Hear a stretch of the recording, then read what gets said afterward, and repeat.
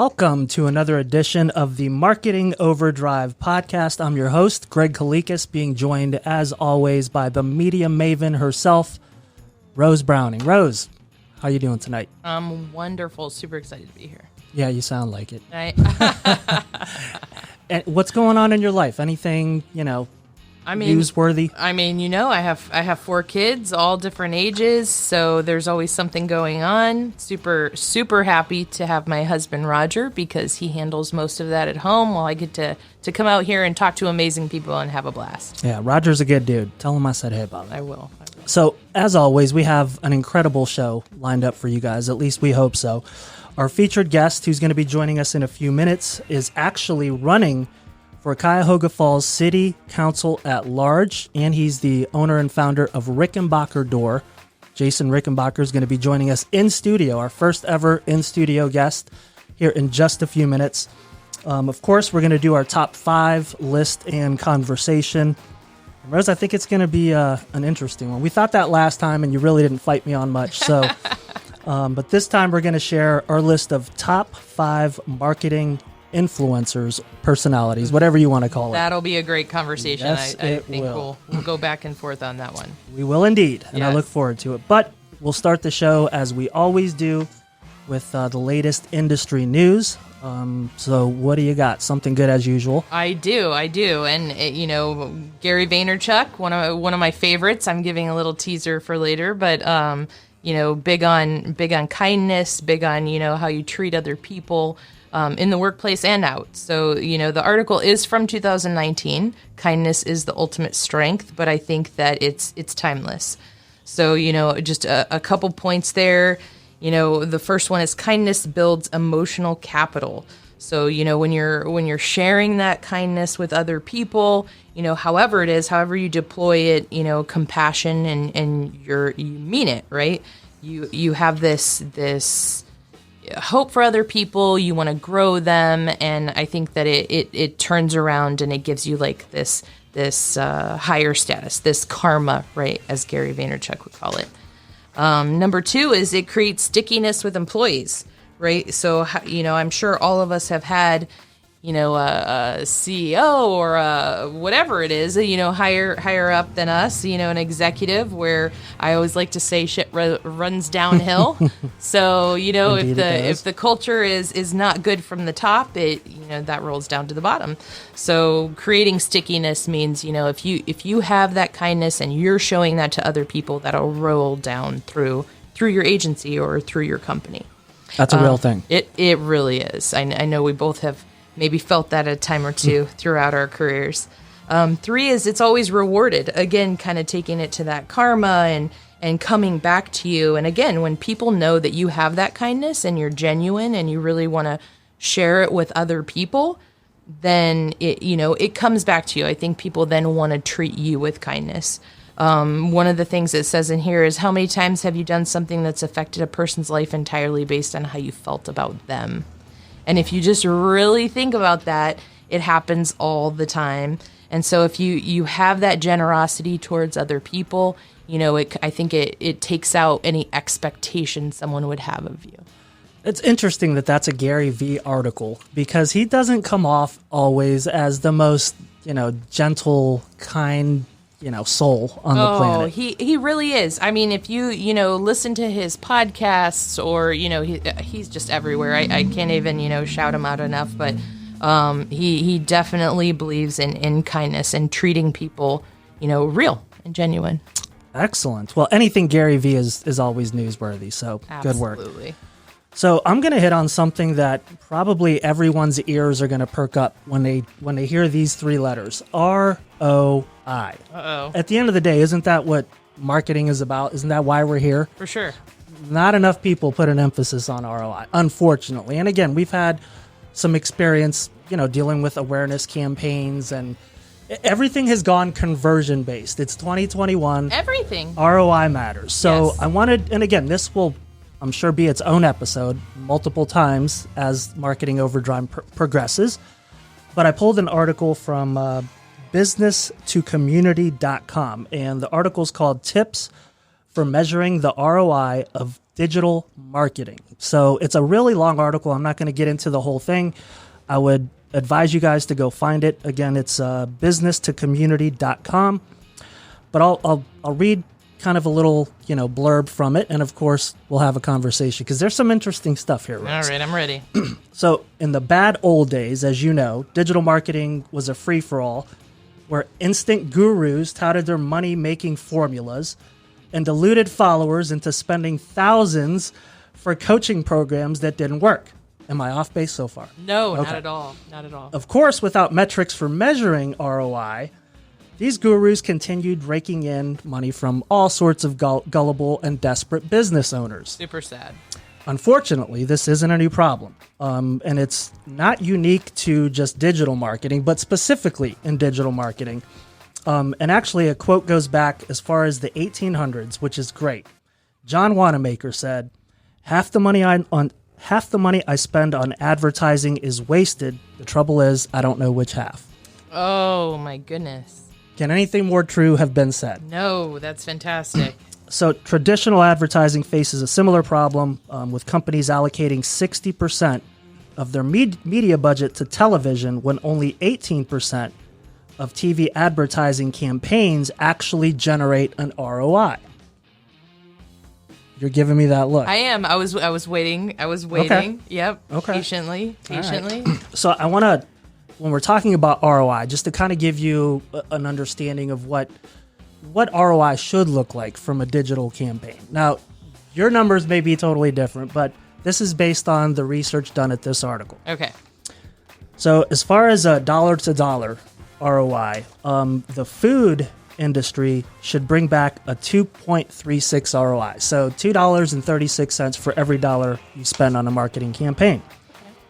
Health and beauty is 2.73.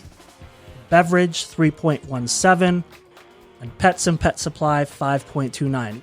The overall average for every category, and there's a bunch others listed, is 2.79, which means for every dollar that you spend on a marketing campaign, you should expect at least 2.79 back. Unfortunately, that's not the way campaigns are quantified these days. Not all of them, I should say.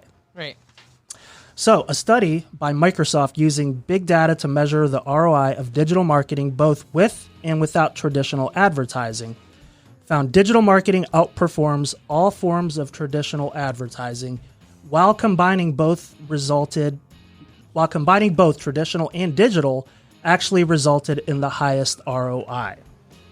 A case study by Google and Dove, while combining traditional and digital, resulted in an 11% increase in sales. So interestingly, the study showed that the tide lifts all boats. In other words, advertising a single product through a digital marketing campaign caused an uplift in sales of all other Dove products.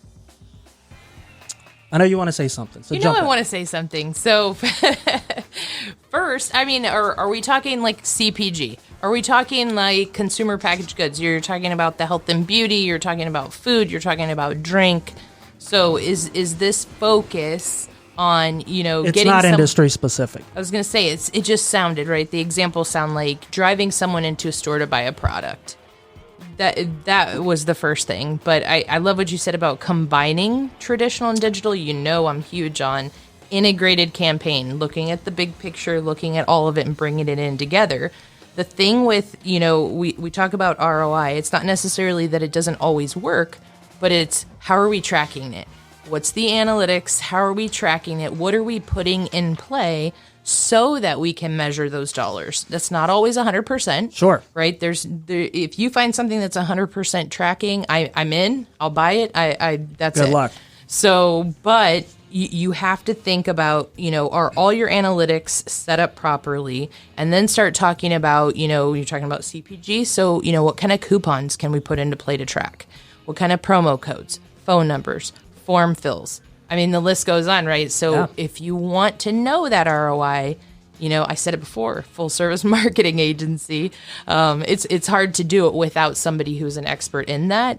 But I think the biggest problem is you have a lot of people or a lot of agencies out there right now saying they can track and they're not tracking. That's it. And again, that's an ethical conversation, which I know we're going to have, again, a full episode on at some point down the road. Yes. And just to clarify, I'm not suggesting that traditional marketing does not work. That is absolutely not the case. I think what I'm saying and what the article is saying, strategically utilizing both traditional and digital is ultimately the way you want to go.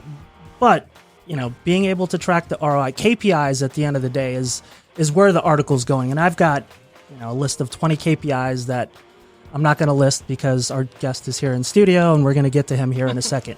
But again, I thought it was an interesting conversation. You could go down a million different rabbit holes there. I could talk about this all day. All right, enough of that. So let's get on to our featured interview. But before we do, we're going to take a short break, and I want to plug our sponsor, Your Business Marketer, a revenue-driven marketing agency based right here in Hudson. Right now, you can get your free SEO audit. Go to yourbusinessmarketer.com to find out how. We'll be right back. All right, welcome back to Marketing Overdrive. And again, it's just an absolute pleasure to have our first in-studio guest. He is the founder and owner of Rickenbacher Door. He will be running for the Cuyahoga Falls City Council at large this coming November, and he's also served on the board of the Akron Executives Association and is the head of their grievance committee currently. Jason, welcome to Marketing Overdrive. Thank you. That was a nice introduction. I don't get that when I go into work every day. Well, you probably should. So I wanted to talk to you, again, we'll get into, the campaign and all that good stuff, but you're a pretty well-known name in these parts, especially in these parts. Why don't you tell us kind of how Rickenbacher Door got started and, where let's just start there. How did you get the idea for Rickenbacher Door? Well, it's actually funny. So I started back in the door industry in 1995. So it's been 26 years. And, it seems like a snap of the fingers since I started, but I worked for a big door company for 13 years. I ran all their operations. I took a great, what I thought was going to be a great career move, and took a corporate gig out of Salt Lake City. And I went from 35 employees and running 4 different companies to me in an office in my basement by myself, covering a couple of states, and my phone never rang. So that was a short stint. I left that company really not having any idea what I wanted to do. And my neighbor he's a very wealthy man, had several buildings and needed a new door. And he called and he says, "Hey, why don't you come do a door for me?" And I said, "I'm not in the door business.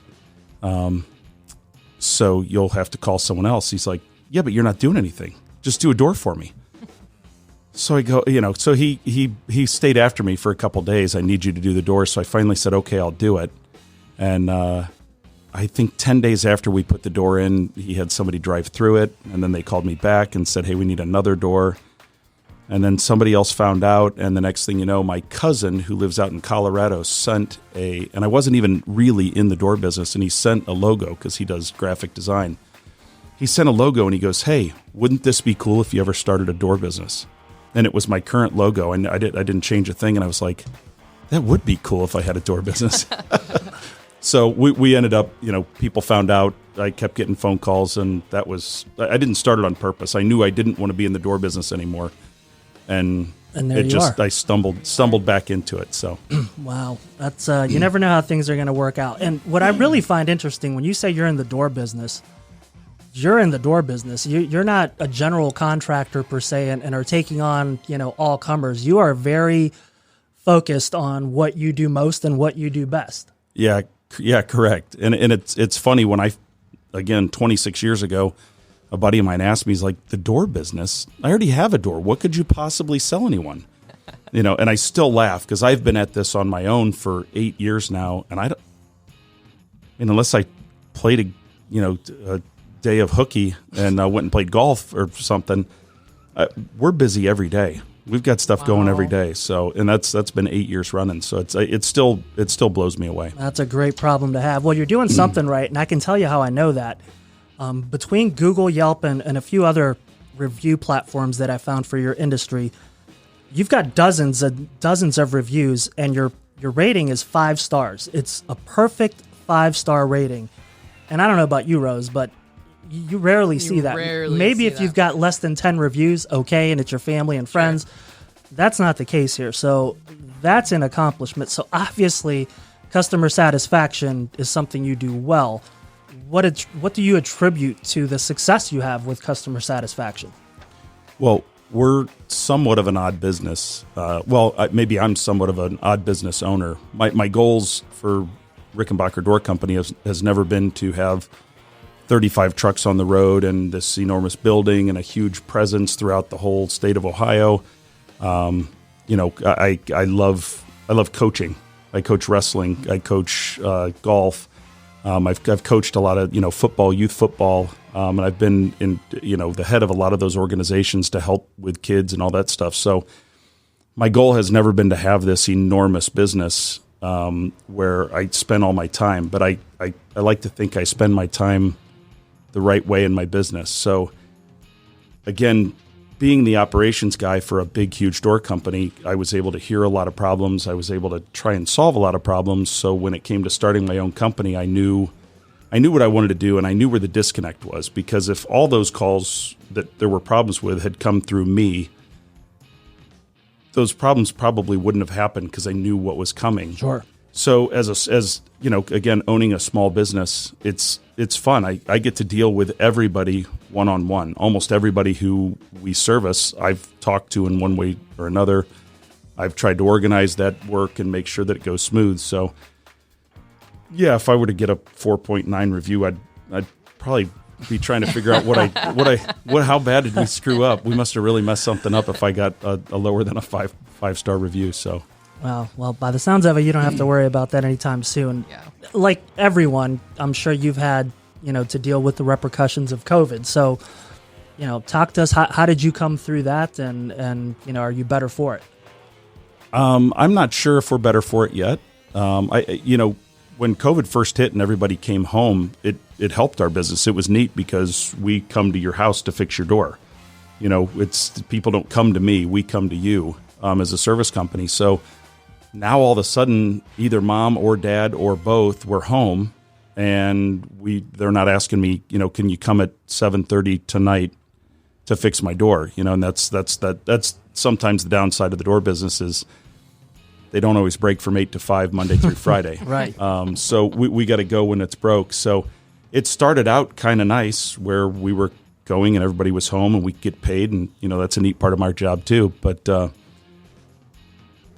as COVID got more and more prevalent and more people weren't at work, and more people, or more parts of that industry, I guess I could say, couldn't provide the parts, we went from a special order door that would take 2 weeks, maybe 3 if it was something really oddball, to now all of a sudden we're a 12 to 15 week industry standard for trying to get a door to somebody. Wow. So, yeah, that's a problem. Wow. That's amazing. So, yeah, I mean, having this company, I'm sure you wear, multiple hats and kind of have the weight of the entire company on your shoulders. What would you say your biggest challenge today is? I looked at that question. I started thinking about it. There's plenty of challenges. Part of this is because I'm maybe a bit of an odd owner. I like to be hands-on. I worked for a huge company, so I know what that looks like. The bigger you get, the more people you have, and the further I get as an owner from my customers. There will be a secretary, there'll be a service manager, there's a salesman, and so really my biggest challenge is not doing. I'm not looking for. Greg, when you and I talked originally, some of the things about advertising and what do you want to do, that's scary for me because gosh darn, it's not a matter of getting bigger. I think getting bigger would be an easy, natural thing to happen for us, but I hold back because I don't want that. I want to be able to deal with people and keep getting 5-star reviews and be able to deal with everybody on my terms, so. That's a unique perspective. It is. really is. I don't hear any other business owners complain about that or that being a challenge. Most everybody, how do I get more? How do I get more? We're not looking for more. We want to do more quality than we do quantity. Yeah. So. Yeah. Well, so if growth or large growth is not the goal, what is the long-term goal?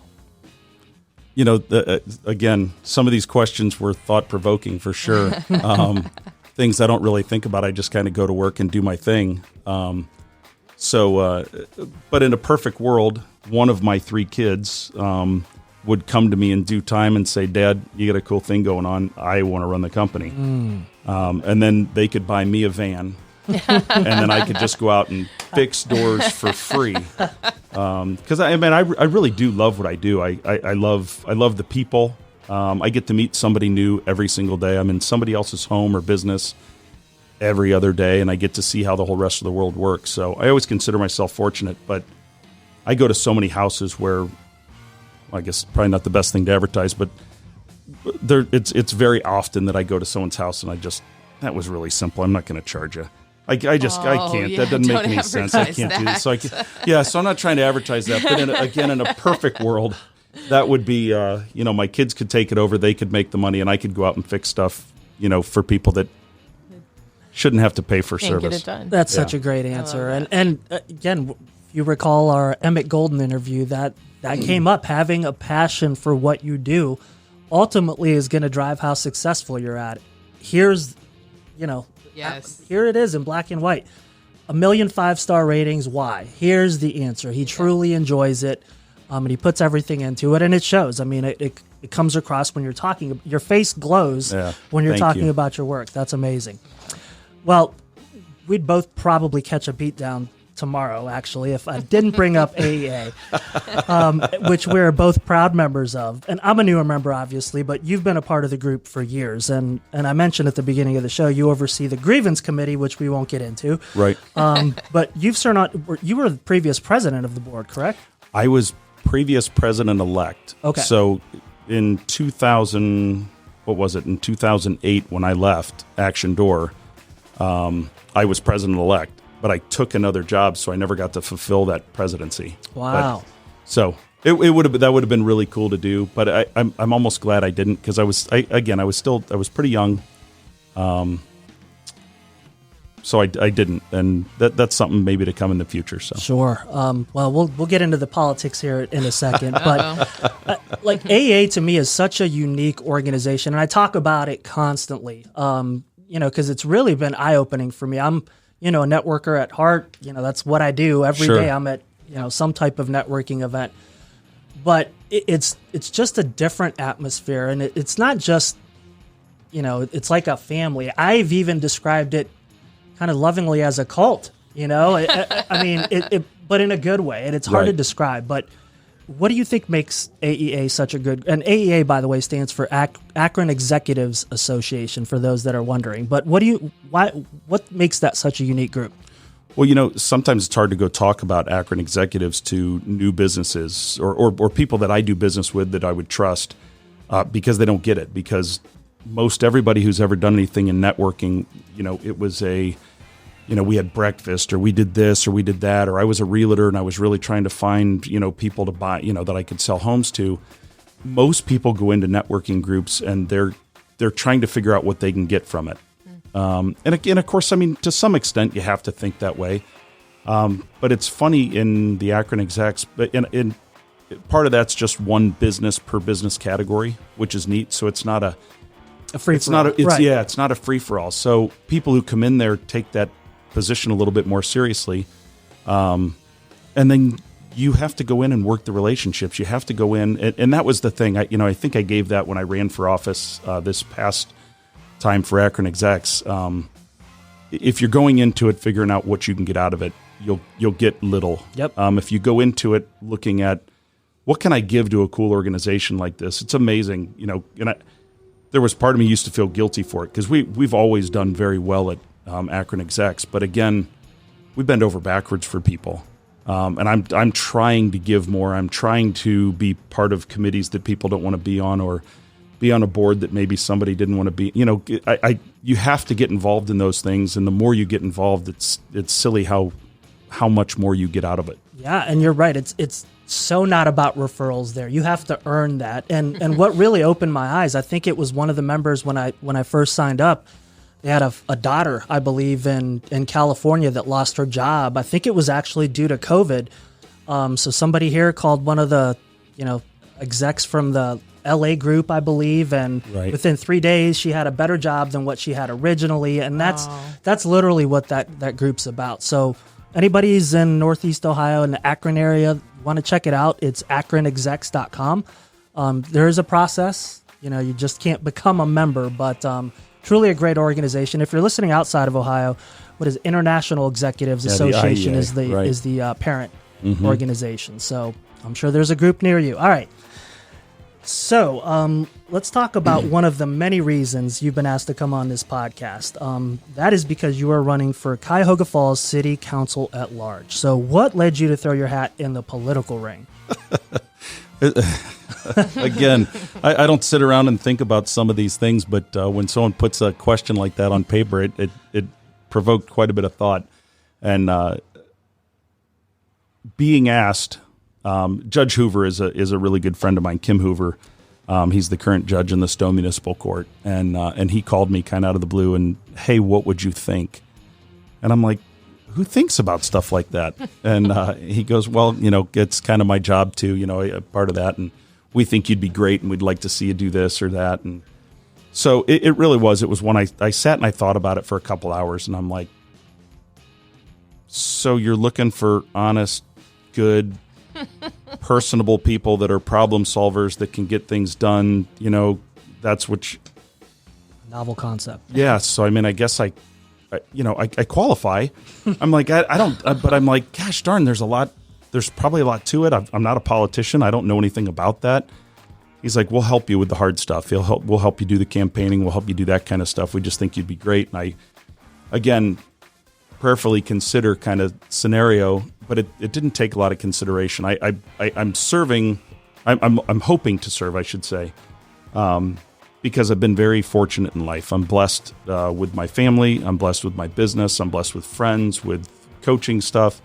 And I'm one of those guys that always feels like I owe for that. I've been very fortunate in life, and I feel like I owe. And the way that was explained to me was, we need good people to do these kind of things, and you're one of them. And you know what? If there's a need, I'll jump on that and do it. Wow. Well, it seems like specifically in this area, Falls, Stowe, Hudson, they seem to be over the rise, specifically over the last few years as far as money they're investing back into the communities. And I kind of get to live the best of both worlds. I live in Cuyahoga Falls. I get to work in Hudson. Sure. So what are your goals for improvement once you're elected? You're not the first to ask me that. I've had several people ask me that. And to be honest with you, I don't have specific goals. I'm not somebody who's running for city council because, doggone those councilmen not doing, I'm not that guy. I'm simply running because it sounds like they need good people to step up and run, and okay, I'll do it. I'm in. So I don't have something specific. I do talk to people every day, and people want better roads, people want better bridges, people want better this, they want better that, and they want all of those things for less. And I'm one of those people. I want all that. Sure. I live just off of Steele's Corners Road, and it was a disaster driving home every day. I can't believe I didn't have more damage to my vehicle. That took a long time. Everybody wants that done, but that doesn't always happen that way. But I think that I'm in a position to be a problem solver. I don't think every single problem that takes place takes 10 years to get fixed in government. I think that I think that things can go a little smoother. And, I think when you bring people in who have business experience and they know how to get things done, I think that's what everybody's looking for. So hopefully I can fill that spot that way. But to answer your question, I'm not going in with, I'm going to fix this because it's a problem. I just want to give back. Sure. Well, we're going to have you on a year after you're elected to Yes. see, if that stands, because there's a game that's played on the inside of politics, and I'm sure there hopefully is. we need people like you to go in there and kind of, get things right and get things done the way they're supposed to be. Yeah, So that's if I guess if I had a goal, that would be it. Would be that. Yeah. very good. Well, since this is a marketing podcast, I have to ask you, with this being your first time running for public office, can you maybe shed some insight on your marketing strategy? And you don't have to give us all the details, but are you going to be aggressive, or are you just going to kind of ride it out, play it by ear? I mean, what's your approach going to be? Well, again, another thing to think about. And I've thought a lot about that. Really, this is an area that I don't know. I don't know enough about what I'm supposed to be doing, how I'm supposed to be doing it. I know what I would do if I'm in office. I know what I'm doing then, but how to get there, this is not something I am well read in. So again, when it comes to marketing, I don't understand how to do that either. But that's why I'm talking to an expert. That's why I'm talking to a Greg who knows what he's doing. When it comes to campaigning, that's why I'm leaning on, I've got a team set up that is going to help me campaign. So I'll be honest, we really haven't gotten that deep into that question, how aggressively are we going to go about it? But I have people that have a plan, which is really, really cool. It's a huge load off me. They told me I just had to show up and, and kiss babies and, that kind of stuff. So Nothing wrong with that. That's great. That's great. You told him that, didn't you? I did. Yes. I knew it. Part of my I couldn't remember who it campaign was. I was But waiting for that. Yes. Well, with that, just about every successful business person, politician, public figure, they all have had people who have made an impact on their lives. We were talking the other day about, we have people who come into our lives for a reason. And so along your journey, who would you say has had the biggest influence on you? Question. it is a good question. I actually called my wife and I said, I want to make sure I'm on task here. And I asked her that question and she goes, "You mean your beautiful wife, right?" And I'm like, "Yeah, yes, honey, you're awesome," and all that good stuff. But we're talking, I'm not sure that's exactly what they're saying. And so we laughed about it, and I kind of gave a couple of examples of people in my life, because that's a hard one. One person who's had the most influence. But as soon as I hung up the phone from being asked what I consider, I called my dad. And so, when I was 17, 18 years old and I knew everything, Dad and I didn't get along so hot. I worked for him for a while. I didn't like that. He had a construction business. So we didn't always get along famously, but there's not much in life that I don't call my dad and ask him, "Hey, what do you think?" And it's cool because we're like best friends. We talk almost every day. A day that my dad and I didn't talk, it'd be a weird. It'd just be a weird day. Yeah. So I would have to say the biggest influence would be my dad. Just, what he's meant as a friend and a mentor and all that kind of good stuff. So he had his own company, and I get to pick his brain about that. And he runs a big construction company up in Cleveland. So, my problems always seem small when I'm talking to him. He's got big problems. Yeah, he's got real problems. I just have door problems. No, they're not as big. Awesome. Well, I'll tell you this. You got my vote, and I'm sure anybody else that's in the Cuyahoga Falls area that's listening, you've swayed them as well. That was just I hope so. Incredible interview. Thank you so much. But you're not off the hook yet. We got something we like to end every interview with. Just something fun. It's probably silly. People hate it, I'm sure, but we're going to do it anyway. All right. It's called the Fast Five. So one thing most people do not know about you. Most people probably don't know that I used to be a magician. Oh, yeah. Really? And I used to always think it was really cool, and then then you hear maybe it wasn't really cool, but I sure thought it was cool. Oh boy! But it was a lot of fun. I used to do like adult parties, like fun. I did schools, I did kids parties, all kinds of stuff. So That's great. But that was a lot of fun. That was a lot of years. That was 2 lives ago, I think. Wow, would have never guessed that. All right, your favorite mobile app? It's got to be Amazon. I mean, Right? I don't know what else there is. I don't get, if I go to Lowe's to buy something, I'm checking the price on Amazon Exactly. to see if I'm getting a good deal. So I'm not there yet, man. I don't know what it is Loving with you it. two, degenerate shoppers. what do you do? You still go to a store and buy things there? I guess, People I'll do use that? Amazon on occasion, but I'm not on it 75 times a day. That's a disease. All right. Your favorite place to eat? All right, so I eat at Subway almost every day. All right, but that's not my favorite place to eat. And I was there today. Tom, the owner at Village Gardens, right on State Road there. It's such a great place. And we don't eat there a ton, but when I go there, it's always the best experience. There's such nice people, family restaurant. Tom cooks your food and then comes out and talks to you. How was it? And I don't know if you guys have ever been there, but if you haven't, yeah, the Village Gardens, great Restaurant in the Falls. Dine-in available? They're back open? Oh, yeah. Perfect. Yeah. All right, your biggest pet peeve. This one's always interesting. I don't understand how I'm supposed to answer that with one. I mean, I got a bunch of them. I don't know. No, probably people that try to drive and use their phones at the same time. Some people are okay at it. And I've seen people in action, but the people that are not good at it, that's just. I drive a lot of miles a year. I'm on the road all day, every day, and so you get behind somebody. They're checking a tweet or whatever they're doing instead of going because the light's been green for 10 seconds. Oh, that's a good one. That's actually, and then they get mad when you honk. Right. Disgruntled about my honking. Yes. Sorry, I'm trying to get somewhere. That's a good one. All right, last one. If you could change one thing about your profession, and let's say since you're not technically a politician yet, let's say about your other profession.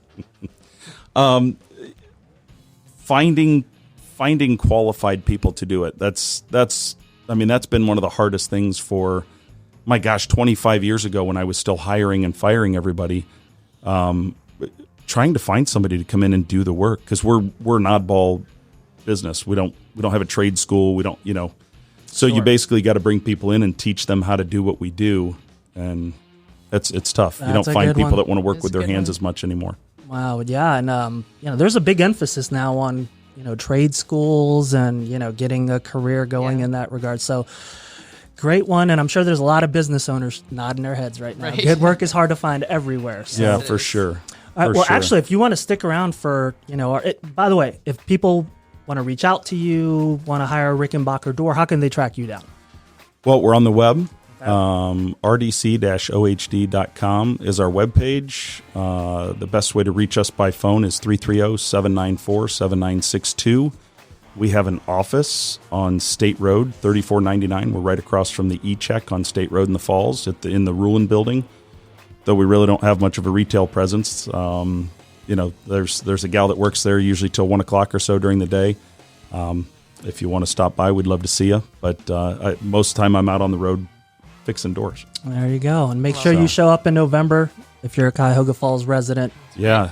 Absolutely. Thank you. Yes, thank you again. All right. Well, we're going to wrap up this episode, Rod. We have about 5 minutes left. Let's do it. So we're each going to give our list of our top 5 marketing personalities. All right. Let's start with number back and forth. Let's do a little back and forth. If we run out of time, All we right. can. Are these in order? Yeah. Start number 5. Okay, number 5 at the bottom. Yeah. Favorite last. Favorite last, Jay Baer, author, marketer, content, speaker. He's fantastic. I know, we don't have a ton of time, so definitely check him out. Not familiar with him, but I've heard of him. I will have to give him a look. Number 5 for me, John Maxwell. Oh. Yes. But I'm ching. Yes, I am actually, as you are, John Maxwell certified. We got to go firsthand and go through their 1 week process. And you want to talk about a cult organization? No, it's the John on. Maxwell cult. It's drinking Kool-Aid. It is drinking a lot of Kool-Aid, but they're effective. I love his books, so I had to put him in my top 5. All right, number 4. Number 4, Mari Smith, Facebook marketing expert.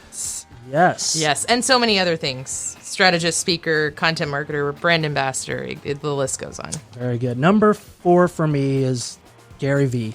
And mostly I like him because he swears a lot. Look, you're lucky he's on my list at all. Right. And I'm not going to get deep into Gary V because I know you will. So, yes. Okay. All right. So, number 3 for you. Number 3, Neil Patel. Yes. One of the marketing top influencers, teaches, inspires, how-tos. Runs the gamut. Man, you're just right down the line on actual marketing influence. Well, I'm going to go a little outside the box with my number 3. Dana White, the president of the UFC, the Egg. Oh, my gosh. Baldy. Yes. Everybody knows who Dana White is. And I'll tell you what, he's known for being, this hard-running, president of the world's most violent organization of sports promotion, but the guy is a brilliant marketer. Wow. Actually a good person too behind the scenes. He's not what people, not the perception that you see on TV. So Yeah. Dana White, number Good 3. one. Fantastic. All right. Number 2, Larry Kim. He started, owned WordStream. He's since sold it. One of the best search marketers, now owns Mobile Monkey. I actually got an opportunity to meet him when we were on vacation in Florida. Found out he was doing a little seminar, and we went on vacation. So we got to meet him and listen to him talk about search marketing. Phenomenal. Very good. All right. Number 2 for me, a name I'm sure most of our listeners are familiar with, Joe Rogan. Yeah. Again, you want to talk about an influencer, especially in the podcast world. I was just going to say. This dude kind of started the trend that has become what it is today. So, plus I'm a big news radio fan from back in the day. Joe's UFC, all that stuff. Million reasons, Joe Rogan. Love it. Love it. And number 1. Come on. Gary Of Vaynerchuk, course. Gary Of V, course. podcast, blog, kindness. I mean, you name it. VaynerMedia, VaynerX. He's positive, he's nice, and he cusses a lot. He cusses a And lot. I love it. It gives A me lot. fire. Yeah, he's got personality. Again, obviously, he's in my top 5 as well. All right, number 1 for me, Jocko Willink. You don't know who Jocko is? Military guy, podcaster. He wrote the book Extreme Ownership, which is just a fantastic book, and it's not Now I'm just gonna about have to go marketing. look. I have it. I'll give it to you. Okay. But check out his podcast as well. This guy is, I don't know how to describe him. He just covers the entire gamut. He's a motivational speaker. He's got some incredible stories, Okay. from the military. But yeah, check him Number out. 1, Jocko Will. And I wish we had more time so we could dive deep into these guys. That's all right. But I'm sure a few of them will be on the show. That would be nice. That's going to happen. That would be nice. All right. Well, that's a wrap. That brings us to an end of another episode of Marketing Overdrive. Thanks again to our sponsors, Your Business Marketer. You can find them at yourbusinessmarketer.com. Special thanks to Jason Rickenbacher again for coming in studio. Incredible interview. Make sure you vote for him this November. And Rose, how can people find you? As always, alongside Greg, I'm Rose, your media maven, director of media at Innis Majority. If you want to work with me or find out more, go to innismajority.com. Until next time. Bye.